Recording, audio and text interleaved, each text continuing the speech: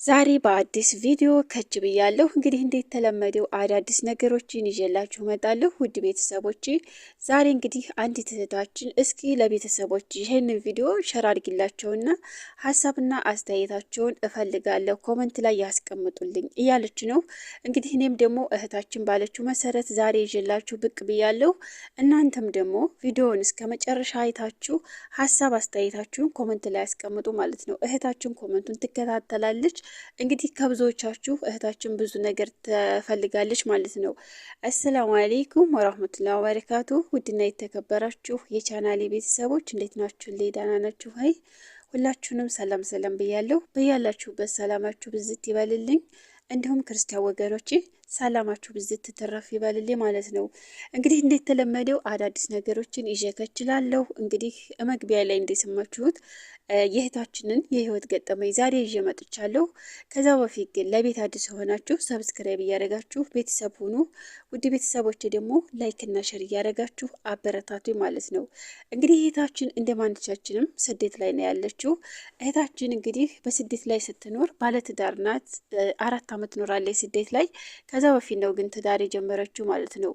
እህቶች እባካችሁ ቪዲዮዬን ካዳመጣችሁ በኋላ ሀሳባችሁን እፈልጋለሁ ኮመንት ላይ ያስቀምጡልኝ ብላለች። እናንተም ደግሞ በቅንነት እንግዲህ በእሷ ደረጃ ሆናችሁ ምን ትላላችሁ ወይስ ምን ታደርጋላችሁ ወደሚለው ወደ ራሳችሁ ወስዳችሁ ሀሳብና አስተያየታችሁን አስቀምጡላት ማለት ነው። እህታችን እንዴት ትላለች? አረብ ሀገር ከመጣሁ 4 ዓመቴ ባለትዳር ነኝ። እባካችሁ ተኔ ልትማሩ የሚገባው አንድ ነገር አለ እያለች ነው። ይህንን ቪዲዮ ደግሞ ሁላችሁም እንድታዳምጡት እኔም በትህትና እጠይቃችኋለሁ። ምክንያቱም በጣም ብዙ እህቶች እየተሳሳትን ያለነው ነገር ስለሆነ ማለት ነው። እንግዲህ እህታችን የትዳር አጋሪዋ ያው ሀገር ነው ያገባችሁ ብያችኋለሁኝ። ከመጣችም 4 ዓመት እንደሆነ እየነገርኳችሁ ነው። እንግዲህ በትዳር ህይወቷ ውስጥ ማለቴ እዚህ ሀገር ላይ ስንመጣ ብዙ ነገሮች እናስበን እንመጣ ብዙ ነገሮች አሉ። ነገር ግን እህታችን እንደማንቻችንም ተሰዳለች፣ እንደማንቻችንም ደግሞ አልሐምዱሊላ እየሰራች ነው ማለት ነው። ነገር ግን በትዳሯ ውስጥ በጣም ችግር ተፈጥሯ ማለት ነው። እንግዲህ ወደ ዋናው ሲገባላችሁ እህታችን በትዳሯ ውስጥ ያለው ልጅ ከእድሜዋ በጣም ያነሰ ነው ማለት ነው። እንግዲህ አንዳንድ ጊዜ ብዙ ሰዎች ስታገቡ በእድሜያችሁ ይሁን ሲሆን ወንዶች ይብለጧችሁ እያሉ በጣም ብዙ እህቶች ብዙ ወንድሞች ይመክሩናል። እኛ ግን ይህን ነገር በጭራሽ የምንሰማ አይደለንም ማለት ነው። በተለይ አሁን ላይ ፍቅር ካለ ሁሉም አለ የሚባል አባባል መጥቷል ማለት ነው። እህቶች ልብ ብላችሁ የምታዳምጡት ይቺ እህታችን የደረሰባትን ነገር ማንቻችንን ቤት ሊኖር ይችላል።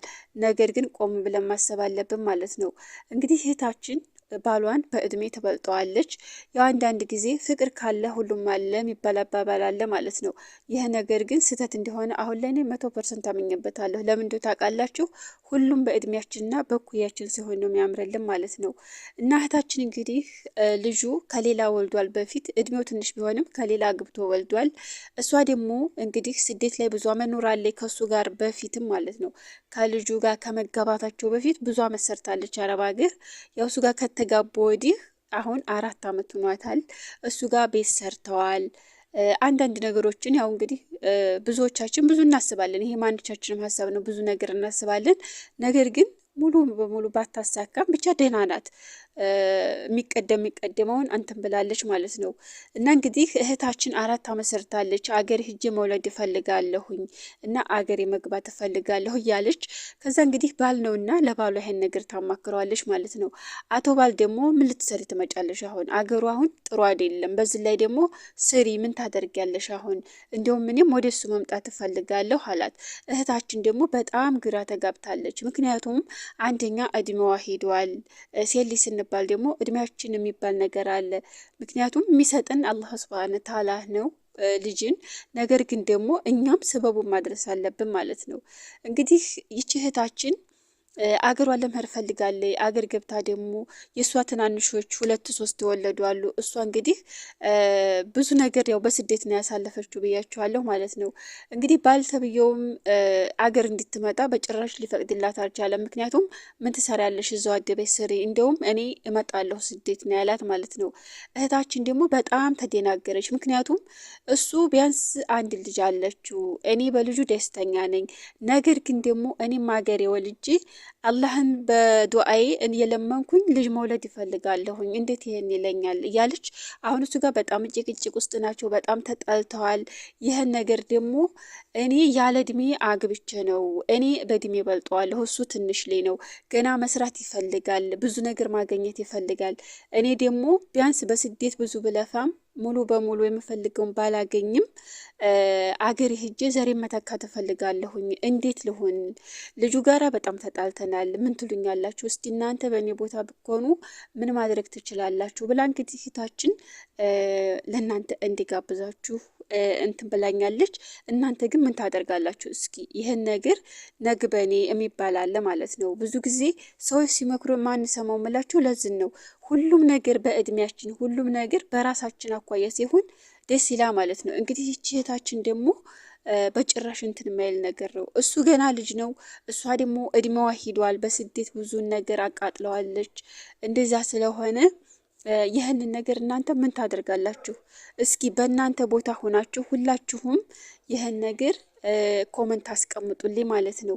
እና እህታችን ደግሞ ከአንዳችን አንዳችሁ ይህን ነገር ትማሩበት አላችሁ፣ በእኔ የደረሰ በእናንተም እንዳይደርስ ያለች ነው ማለት ነው። ትክክል ናት።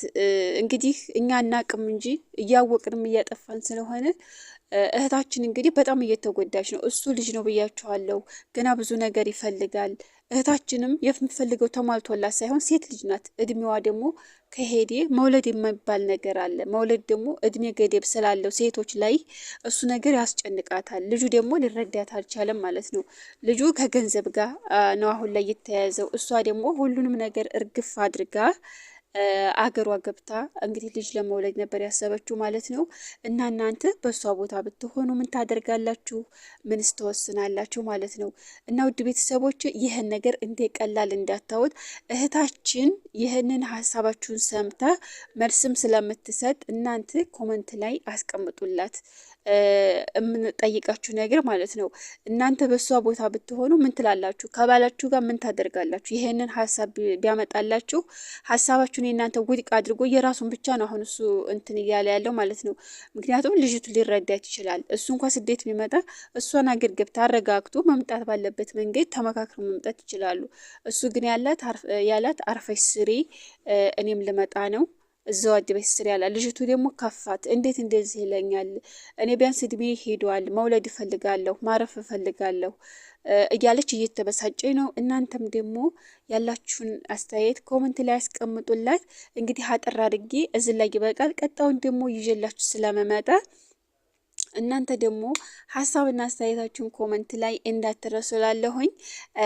በያላችሁበት እንግዲህ የፈጣሪ እዝነት ረህመት አይለያችሁ፣ አላህ ይጠብቃችሁ ላለሁኝ። ውድ ቤተሰቦች ስለምታበረታቱኝ ሁላችሁንም አመሰግናለሁ።